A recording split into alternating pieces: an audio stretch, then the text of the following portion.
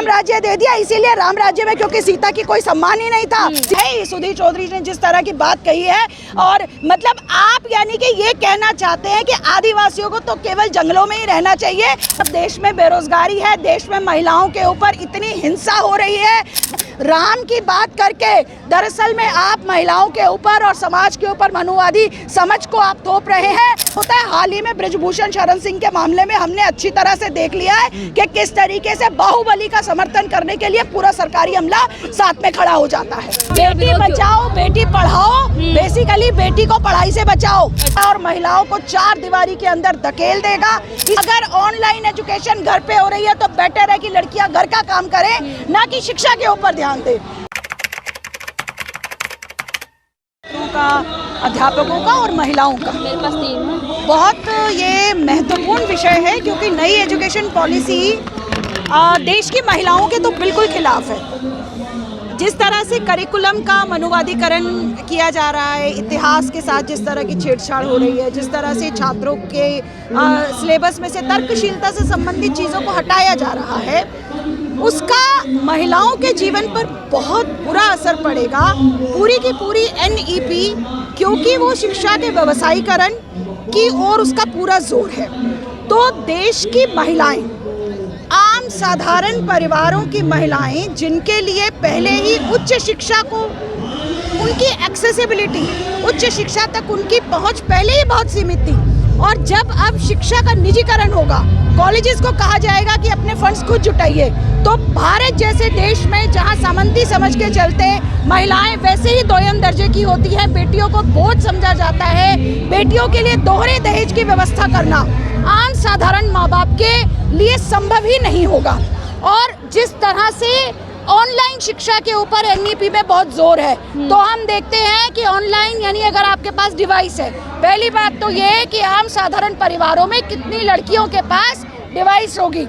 आज जो है, अगर आपके पास डाटा नहीं है तो आपकी तो कॉलिंग फैसिलिटी भी खत्म हो जाती है। डाटा कहाँ से आएगा जब जिन परिवारों में, अगर हम दिल्ली शहर की भी बात करें, 8-10 हज़ार रुपये महीना एक फैक्ट्री वर्कर कमा रहा है या महिलाएं कमा रही हैं, वो अपने बच्चों को स्मार्टफोन दे करके कैसे ऑनलाइन एजुकेशन की व्यवस्था करेंगी। दूसरी बात, सामंती शिक्षा, सामंती समझदारी होने के नाते परिवार के अंदर ये माना जाएगा कि अगर ऑनलाइन एजुकेशन घर पे हो रही है तो बेटर है कि लड़कियां घर का काम करें, ना कि शिक्षा के ऊपर ध्यान दें।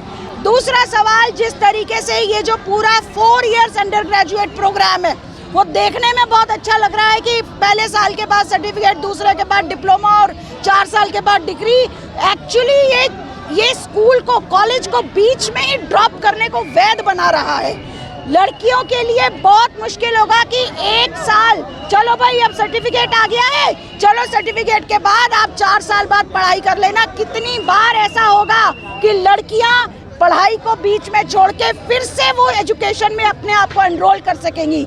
इसलिए ये नई शिक्षा नीति जो कमर्शियलाइजेशन ऑफ एजुकेशन है, कम्युनलाइजेशन ऑफ एजुकेशन है, ये महिलाओं के विरोध में है, क्योंकि ये पितृसत्ता को संरक्षण करता है और महिलाओं को चार दीवारी के अंदर धकेल देगा। इसलिए देश की महिलाएं इसका विरोध कर रही हैं और आज प्रगतिशील महिला संगठन AIFRT के जो ये प्रोग्राम हुआ जंतर मंतर पर, उसमें हमने शिरकत करी और इसका विरोध करेंगे। सरकारों का काम है जन विरोधी नीतियां लाना, महिलाओं का, जनता का काम है। महिलाओं के लिए सरकार इतना काम कर रही है, मोदी जी आरक्षण ला रहे हैं 33%, बेटी बचाओ बेटी पढ़ाओ का नारा दे रहे, फिर बेटी बचाओ बेटी पढ़ाओ, बेसिकली बेटी को पढ़ाई से बचाओ। आप जो है पूरा अपने माहौल ये कर दिया, बेटियां पढ़ ही ना सके। जब आप स्कूलों को मर्ज कर देंगे, जब आप कॉलेजेस का प्राइवेटाइजेशन कर देंगे, PPP मॉडल के ऊपर जब आप पढ़ाइयाँ करवाएंगे तो बिजनेस हो जाएगा शिक्षा। निजीकरण वो राष्ट्र हित के लिए, देश हित के लिए किया जा रहा है ना। देश हित नहीं, अदानी अंबानी और चंद कॉरपोरेट घरानों के हित में निजीकरण हो रहा है। ये निजीकरण देश की महिलाओं के खिलाफ है। इस निजीकरण की नीति से लड़कियों को ज्ञान के रास्ते बंद हो जाएंगे, उनको फिर से चार दीवारी के अंदर धकेलने की व्यवस्था ये मनुवादी सरकार कर रही है। और वो तो सबका साथ सबका विकास कर रहे हैं ना। द्रौपदी मुर्मू को राष्ट्रपति बनाए, और क्या चाहिए आपको अभी?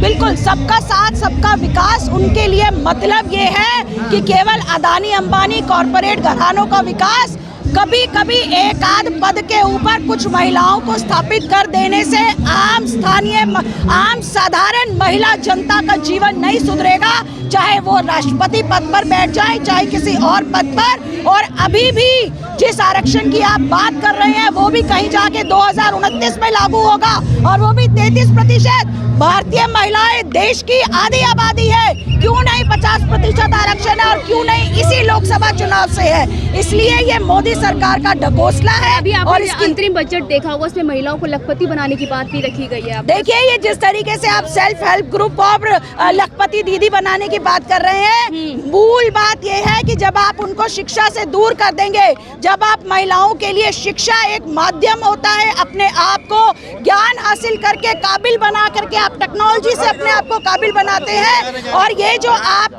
जिस तरह के सेल्फ हेल्प ग्रुप्स के अंदर आप ये कर्जा देने की जो बात कर रहे हैं, ये असल में आप महिलाओं को वास्तविकताओं से दूर कर रहे हैं, आप उनके रोजगार के अवसर खत्म कर रहे हैं। क्योंकि जब प्राइवेटाइजेशन होगा, कॉन्ट्रेक्चुअलाइजेशन ऑफ जॉब्स होगा, नौकरियों का जब ठेकेदारीकरण होगा, तो नौकरियों के ठेकेदारीकरण से फिर से औरतों को, क्योंकि पहले ही उनको माना जाता है, पहले ही लड़कियों को बहुत हिम्मत करनी पड़ती है घर से निकल के नौकरी करने के लिए। जब ना नौकरी की सुरक्षा होगी, जब ना नौकरियों में पैसे की गारंटी होगी, तो फिर यही कहा जाएगा कि नौकरी छोड़ो, घर बैठो। पितृसत्ता जो है यही कहेगी कि बच्चों को संभालिए, यही आपका काम है।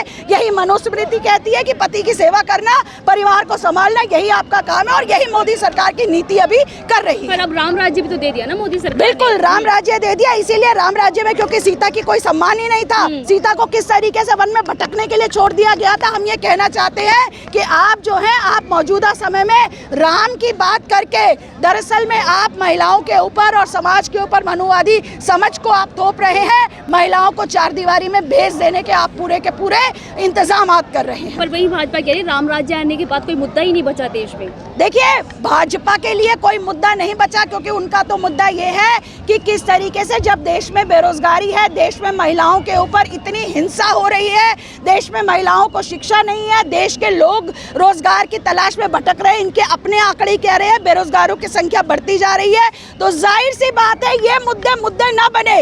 इसलिए जनता की संघर्ष की एकता को खत्म करने के लिए ये फर्जी मुद्दे जनता के बीच में ला रहे हैं, और साझी शहादत, साझी विरासत के इस देश में देश की जनता इनकी नीतियों को नाकाम करेगी, और अपनी जबरदस्त संघर्ष की एकता के साथ इस देश के अंदर बेरोजगारी को नेस्तनाबूद किया जाएगा, इस देश से कॉर्पोरेट का राज खत्म किया जाएगा। 24 के चुनाव में महिलाएं क्या करने वाली हैं इस बार? 24 के चुनाव में महिलाओं को समझ आ रहा है कि ये केवल मनुवादी सोच थोपने वाले हैं, और 24 के चुनाव में महिलाएं जो है मोदी सरकार को निश्चित तौर पर एक सबक सिखाएंगी कि आपकी ये पितृसत्तात्मक मनुवादी सोच की नीतियां हमें स्वीकार नहीं है, और आपको महिलाएं जो है मोदी सरकार को निश्चित तौर पर मात देंगी। पर आप मोदी सरकार की बात कर रहे हैं, पर देश तो विश्व गुरु की श्रेणी में जा रहा है ना। बिल्कुल, देश विश्व गुरु की श्रेणी में है, इसीलिए 55% महिलाएं खून की कमी का शिकार हैं। लगातार उच्च शिक्षा से दूर होती जा रही हैं महिलाएं, सड़कों पर महिलाएं सुरक्षित नहीं है।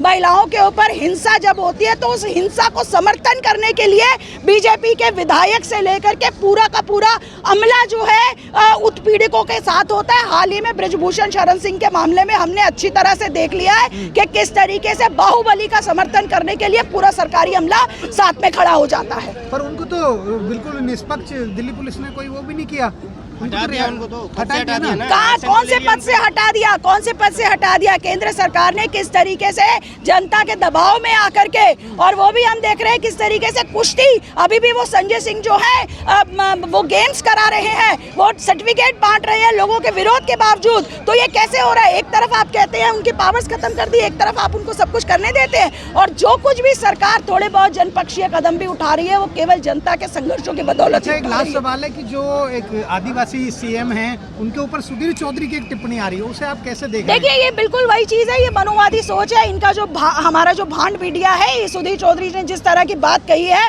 और मतलब आप यानी कि ये कहना चाहते हैं कि आदिवासियों को तो केवल जंगलों में ही रहना चाहिए, उनको बेहतर जीवन का भी कोई अधिकार नहीं है। ये आपकी नफरत कि किस तरीके से देश के साधारण दलित पिछड़े हुए लोग, आदिवासी, वो कभी भी बेहतर जिंदगी, समृद्धि की तलाश में भी ना जाए। समृद्धि के ऊपर केवल और केवल अडानी अंबानी या जो उच्च वर्ग के दबंग हैं साधारण गरीबों का कोई हक नहीं रहेगा, आदिवासी को कोई हक नहीं रहेगा अच्छे घरों में रहने का। ये आपकी मनोवादी सोच को स्थापित करता है और इसीलिए उसका विरोध भी, और ये इनकी सच्चाई का, ये इनकी वास्तविकता है। ये कभी नहीं चाहते हैं कि समृद्धि, जो कि मानव जाति ने समृद्धि हासिल की है, उसके ऊपर तमाम मानव जाति का हक हो। चंद लोगों के लिए, चंद कॉरपोरेट घरानों के भले के लिए ये सरकार, इसका भांड मीडिया ये सब काम कर रहा है। ठीक है, थैंक यू।